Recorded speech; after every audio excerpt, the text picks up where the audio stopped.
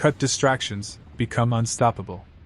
Right now, at this very second, something is stealing from you. Not your money.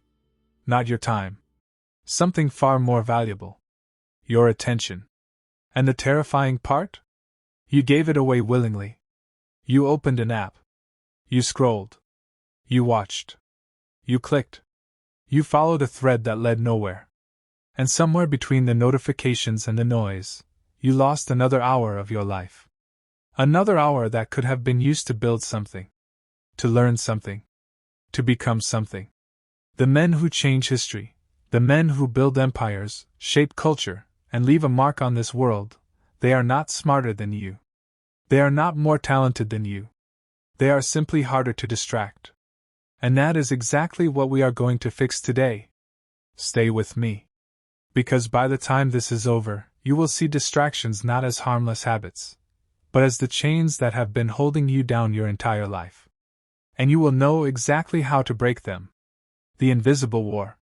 We live in the most distracted era in all of human history. Think about that for a moment. Every civilization before ours, every generation of men who built, fought, created, and endured, they faced cold, hunger, disease, and war. But they never faced this.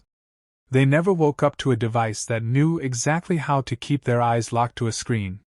They never had algorithms, built by the sharpest minds in the world, funded by billions of dollars, specifically engineered to exploit every weakness in the human brain. Every notification is a hook. Every scroll is a trap.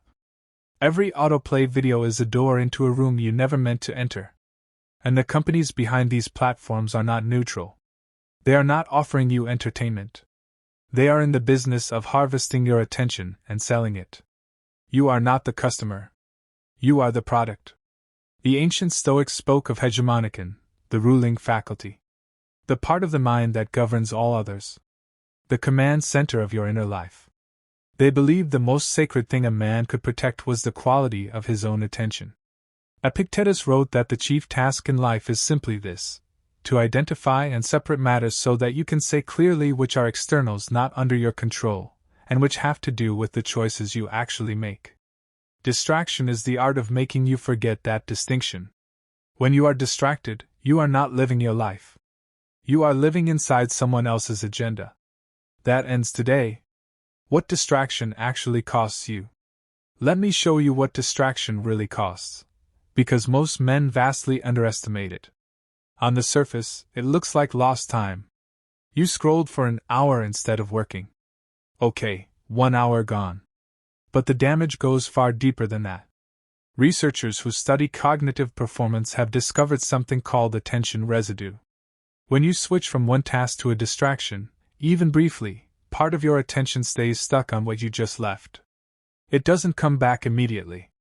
Sometimes it takes over 20 minutes for your focus to fully return. Which means checking your phone for 2 minutes doesn't cost you 2 minutes. It costs you 20.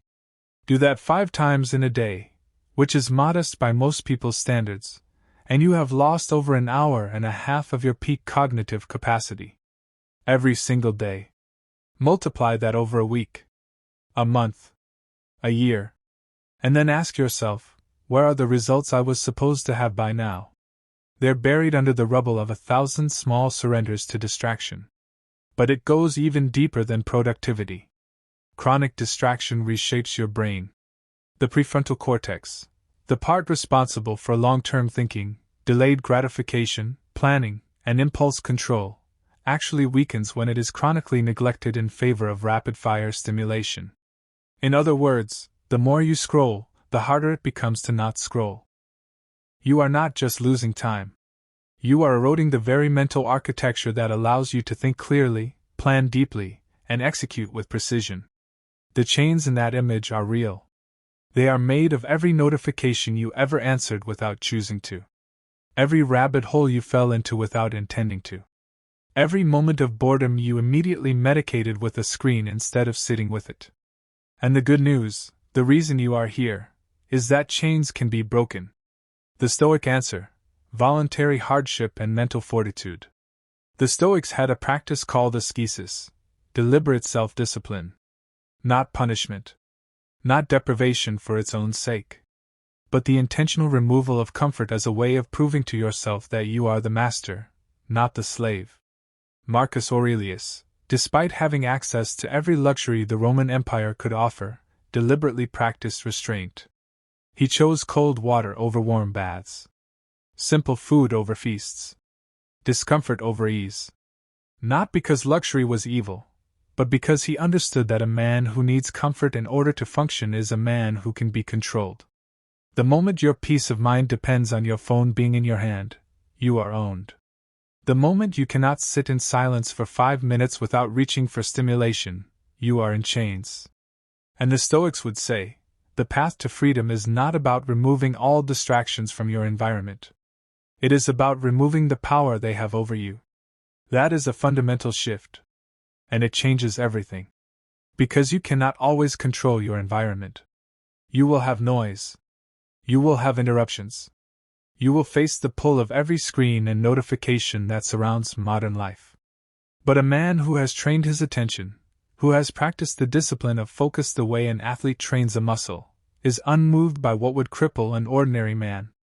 He sits in the noise and finds his own silence inside it. He picks up his phone to use it as a tool, and puts it down when the task is done. Not because he is fighting temptation. Because he has already won that fight, long before it began. That is the goal. That is what we are building toward. The architecture of distraction. Know your enemy. Before you can cut something, you need to understand what it is. Distraction does not come in one form. It comes in layers. The first layer is environmental distraction. The notifications. The open tabs. The television in the background. The phone face up on your desk. These are the visible chains, and they are the easiest to address. The second layer is social distraction. The conversations that pull you away from your work. The people in your life who unconsciously drain your energy and time. The social obligations you say yes to out of guilt rather than genuine desire. These are harder, because they involve people, and people are never simple. The third layer, and this is the one most men never identify, is internal distraction. The intrusive thought. The worry about the future. The replay of past mistakes. The fantasy about a different life. The voice in your head that narrates everything and interrupts your focus before any external notification ever could. This is where the real battle is fought. You can put your phone in another room. You can turn off every notification. You can build the perfect distraction-free environment. And your own mind will still sabotage your focus, because you never dealt with what's underneath. The Stoics called undisciplined mental wandering fantasia, the wild flood of impressions and thoughts that rushes through an untrained mind. And their answer was prosoc, attention. Moment-to-moment awareness of what your mind is doing and where it is going. Not suppression. Not avoidance. Watchfulness. The disciplined man does not just control his phone. He controls his inner world. He notices when his mind drifts, and he brings it back. Calmly. Without judgment. Without drama. This is focus. Not a talent you either have or don't have. A skill you build. Every single day. Breaking the chain. The practical dismantling of distraction. Now let's get specific. Here is how you begin to dismantle the architecture of distraction in your life, layer by layer. Environmental layer. Redesign your space. Your environment is constantly sending your brain signals. A phone on the desk signals, check me. A television in the room signals, watch me. An open browser with 15 tabs signals, explore me. Your first task is to make the default behavior of your environment focus, not distraction. Put your phone in a drawer during work. Not on silent. Not face down. In a drawer. Use website blockers during your deep work hours. Not willpower. Tools. Create a dedicated space where you only work. Your brain will begin to associate that physical space with focus, and the transition into that state will become easier over time. Remove friction from good habits. Add friction to bad ones. When distraction requires effort, you will choose it far less often. Social layer. Guard your time like a territory. You are allowed to say no. Not with anger. Not with lengthy explanation. But with clarity and without apology. Every commitment you make is a commitment of your attention.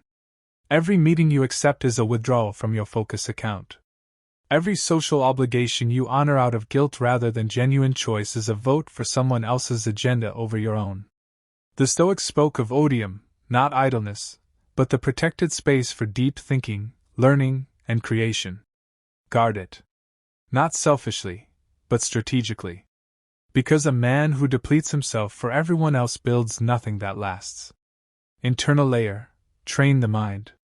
This is where the real work lies. Begin a daily practice of stillness. Call it meditation if you like, or simply call it silence. 10 minutes every morning, sitting without input, without stimulation, watching your own thoughts without following them. This is the most powerful thing you can do for your focus. Because when you practice observing your thoughts without being controlled by them, you build the same skill that serves you when the distraction is external. The man who can sit still with his own mind for 10 minutes is the man who can ignore his phone during a crucial hour of work. It is the same muscle. Train it. The identity shift, from distracted to unstoppable. Here is something I want you to understand deeply. Cutting distractions is not about productivity hacks. It is not about optimizing your schedule, or finding the perfect app or reading the right book about focus. It is about identity. The man who scrolls mindlessly for hours does not do so because he lacks the right system. He does so because some part of him still believes that is who he is. That is how his life works. That this is normal. The man who becomes unstoppable makes a different decision, not once, but every day. He decides, I am not someone who wastes his attention. I am someone who protects it. And then he acts accordingly. This is how identity change works. You don't become focused and then change your behavior. You change your behavior, one small, consistent choice at a time, and eventually the identity follows. Every time you choose your work over your phone, you are casting a vote for the man you are becoming. Every time you sit with discomfort instead of reaching for stimulation, you are building the man who cannot be stopped. Every time you finish what you started, you are becoming someone who finishes things. Marcus Aurelius did not wake up as the ideal philosopher king. He woke up every morning and chose to practice being one. That is all any of us can do. Choose, and keep choosing, until the choice becomes who we are. The unstoppable man, what he looks like. Let me paint you a picture. The unstoppable man does not move frantically. He moves with direction. He does not confuse busyness with progress. He knows the difference between motion and advancement, and he refuses to waste his days performing the appearance of productivity. He wakes before the noise begins. He spends his first hour in silence, thinking, planning, reading, or training. He does not hand his first conscious thoughts of the day to a social media algorithm. His mornings are sacred. His attention is protected. His hours are chosen. He is not perfect. He has days where the pull of distraction wins, where he falls into the scroll, where the chain tugs and he follows. But he notices. He returns. He adjusts. He does not spiral into shame, he simply begins again. Because the unstoppable man is not defined by never falling. He is defined by how quickly he rises. And over months and years, this compound interest of focused effort produces something extraordinary. Results that look like luck to those who only see the outcome and never witness the discipline. A life that looks enviable to those who traded their attention for entertainment, and wonder why nothing is changing. That man is available to you. He is not some distant future version. He is the man you become when you make one better decision, and then another, and then another. Starting now. You watch this for a reason. Something in you recognizes these words. Something in you knows that you have been letting your attention leak away, and you are ready to stop. That recognition is not small. That is the beginning of everything. The chains can be broken. The noise can be silenced. The distracted life can be traded for something worthy of you. But it requires you to choose it. Every day. With discipline.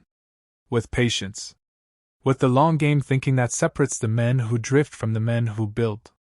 You are capable of far more than distraction has allowed you to demonstrate. This channel exists for that man, the one who is done settling for the version of himself that distraction created. If that is you, subscribe. Hit the bell. Join this community of men who are doing the work. Every week we go deep into Stoic philosophy, into the psychology of discipline, into the practical strategies that translate ancient wisdom into modern results.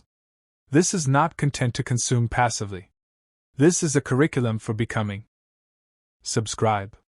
Stay. And let's build something that lasts.